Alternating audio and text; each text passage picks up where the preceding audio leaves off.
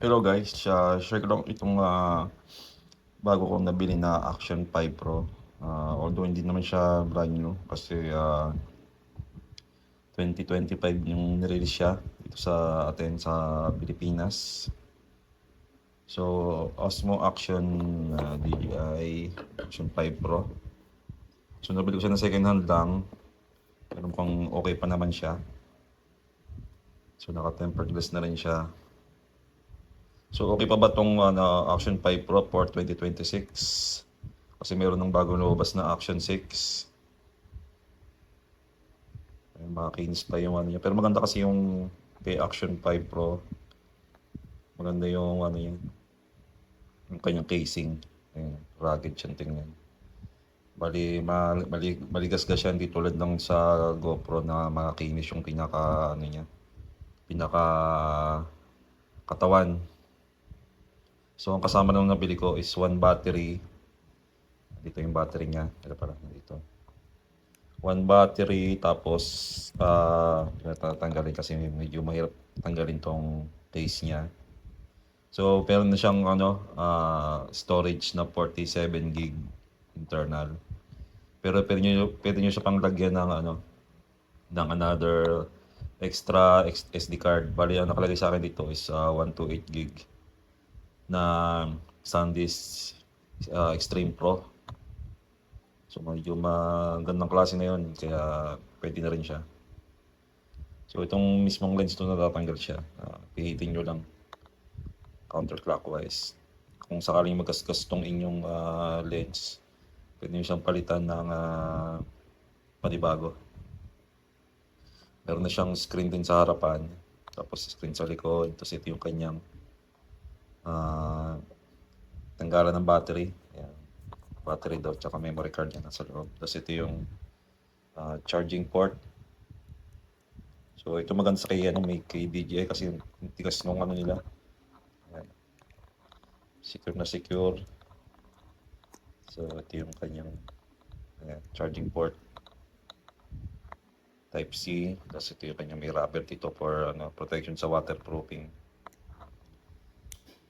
Tapos power, tapos shutter button. Ito power tsaka mode button to bali. Tapos ito yung kanyang shutter button. Speaker. Ito yung kanyang model Action 5 Pro. So 1 inch siguro yung kanyang size nito. 1 inch by 1 inch. Yung size ng kanyang screen. Tapos ito full screen bali siya. So nakuha ko siya, may kasama siyang box naman. Box. Tingnan yung laman sa loob. Meron siyang skeleton case. Ayan, nakakakam siya. Tapos magnetic. Sa ilalim niya open dito kasi nakatapat yung sa ilalim niya. Magnetic din. Tapos, yan, shutter. Tapos ito yung kanyang power button. So, yun lang. Tapos may kasama na siyang manual. Tapos, bali yung binigay sa akin yung seller is dalawang battery. So, yung isang kanyang battery ito na extra. 1950 mAh, 1950 mAh. So, sa ano siya, pagka sabi nila 4 hours daw to, kung sa 1080p siguro na settings. Tapos 2 hours kapag naka 4K. Pero hindi ko pa kasi na-try ito ng matagal dahil kakakuha ko lang siya nung weekend. Kaya hindi ko pa siya na-test ng battery test niya.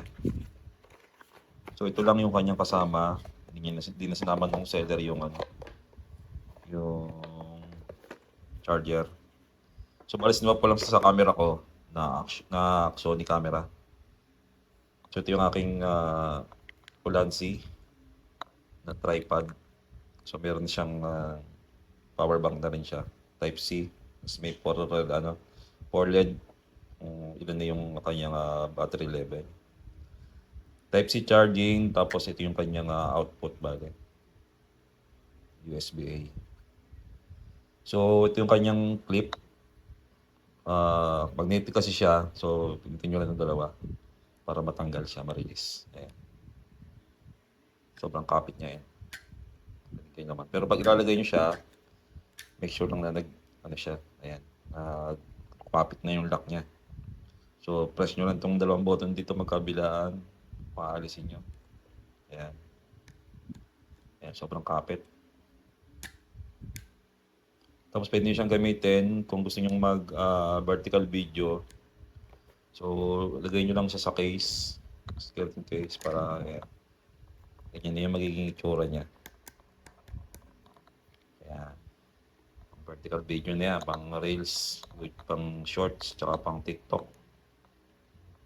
Sobrang kapit niya.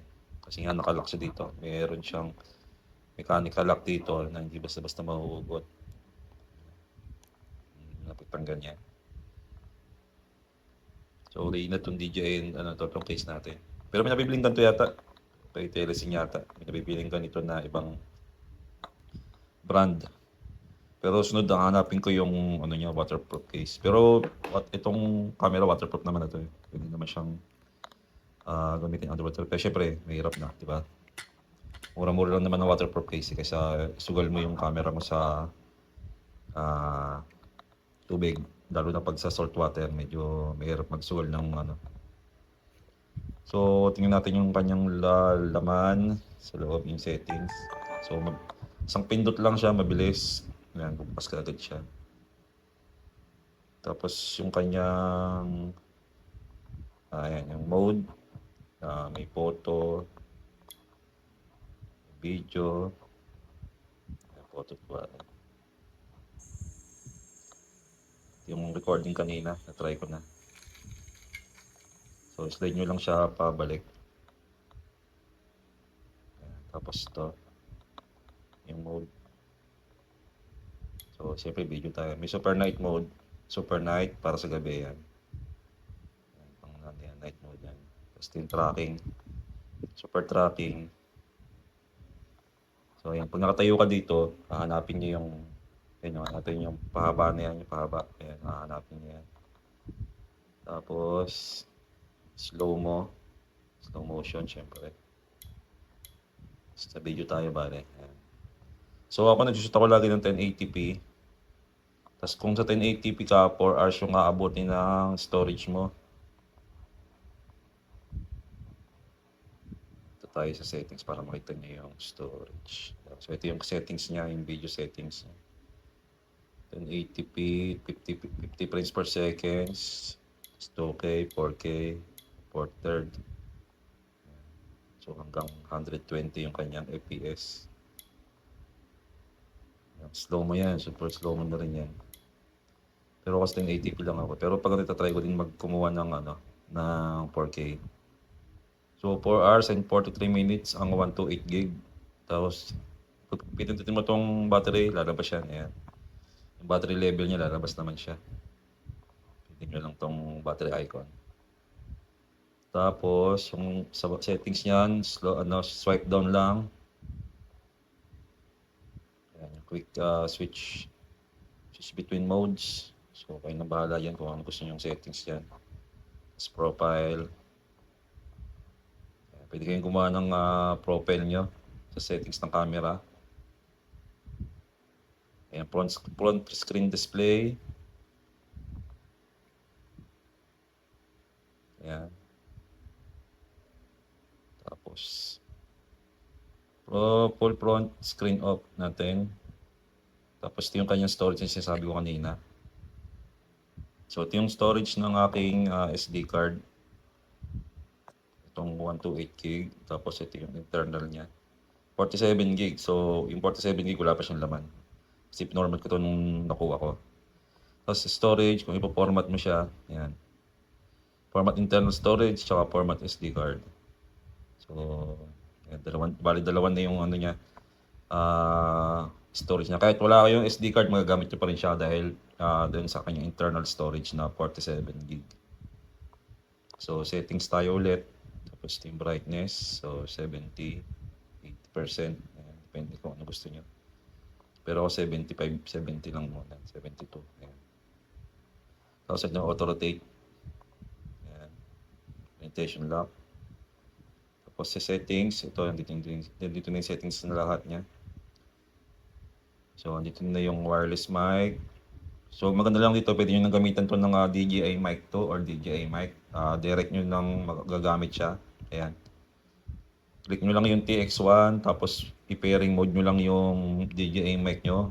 Ayan, makikita na yung dalawa na yan. Tapos 2 mics are pwede. Ayan, transmitter. Hindi nyo na kailangan transit ng ano rito ng receiver kasi built-in na yung ano receiver nitong si DJI mic, DJI 5 Pro, Action 5 Pro. So tapos ito pa, voice control, syempre English. Depth and altitude, pwede kayo ritong pag magda-dive kayo, yan. Automatic siya mag-record. Built-in mic, yan, backup. Kaon natin yan. Timer shooting, timer yan, para sa pag ano. Wireless connection, ayan, naka-off tayo para hindi agad mabilis malobat. Kasi hindi man siya gagamitin eh. Hindi man siya gagamitin sa phone. Bitrate, high, sound, high. Tapos grid na yan. Pwede kayong maglagay ng grid kung gusto nyo. Ayan, maglagay ng password. Auto power off, 5 minutes. Kung hindi nyo ginagamit, automatic power off na siya. So, camera, last sizing, Bluetooth, remote controller. Ayan, pwede nyo siyang lagyan.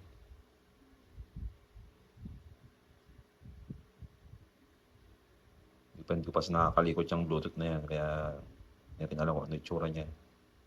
Device info, ayan. Tapos, compliance info. So, yun lang yung laman ng mismong settings niya. Ayan, swipe down, tapos settings. Tapos storage, tapos pwede kayo dito sa may kabilang side. Pwede kayong mamili rito ng settings nyo. So, ito sa akin, -2, image adjustment. Tapos naka-normal 10-bit tayo. Ito. Normal 10-bit. Tapos tone, vivid tayo kasi pwede siyang standard, neutral or vivid. Doon tayo sa vivid para hindi natin masyadong i-edit to sa CapCut pagka i-edit natin siya. So, ito yung kaking settings. Tapos, pinitin nyo itong Pro. Exposure. So, negative 0.3. Ayan, exposure tayo. Tapos, ang ating ISO. Ayan, naka-out naman to kaya 100 to 1600. Yan yung ating settings. Bali, nakuha ko lang din sa YouTube yung ano na yan. Yung kanyang settings. So, hindi ko pa natatry ito na excuse me, na gamitin pang vlog. So, gamitin ko siya sa Sabado, bukas. Then, pupuntahan tayong resort, Santa Maria, Bulacan. Kaya bukas natin matetesting tong ating bagong swap na DJI Osmo Action 5 Pro. Swap to guys, no? Hindi ko alam kung nasabi ko kayo ng kanina kung ano, sa unang part ng video kung nasabi ko nabili or sinap, hindi ko na maalala. So ayan, maganda naman yung kanyang review sa maganda yung kanyang review sa YouTube. So pag bumili pala kayo guys, ito itong Osmo Action 5 Pro. So nakita ko to sa nakaraan sa SM. Bali ang kasama niya talaga is tong stick. Tapos may kasama 3 batteries at ang kanyang battery hub. May battery case, charging hub. So yan yung pinaka talagang kasama niya pag binili niyo sa mall or sa online ng DJI store. So nakita ko to 26,000 pa yung brand new nito. Nakakabili pa naman ng brand new nito kaya, pero kung may budget kayo siguro mag 6 na lang kayo. DJI Osmo Action 6 kasi yun yung latest yung parang latest nila. So, pero sa akin tingin ko okay na tong 5 Pro dahil marami naman itong magandang review din. So hindi ko pala napakita sa inyo kanina yung dual screen. So buksan naman natin para makita nyo. Ayan, yung single screen, ito yan. Yung single screen preview. So tayo natin. So ayan, ito na yung kanyang screen. Bali touch screen din siya guys. Pwede nyo siyang i-touch. Ayan, lock mo lang. Tapos ito. Ayan, kita nyo. Gano'n siya. Kaya ano rin siya. Touchscreen na din siya. Kaya maganda din.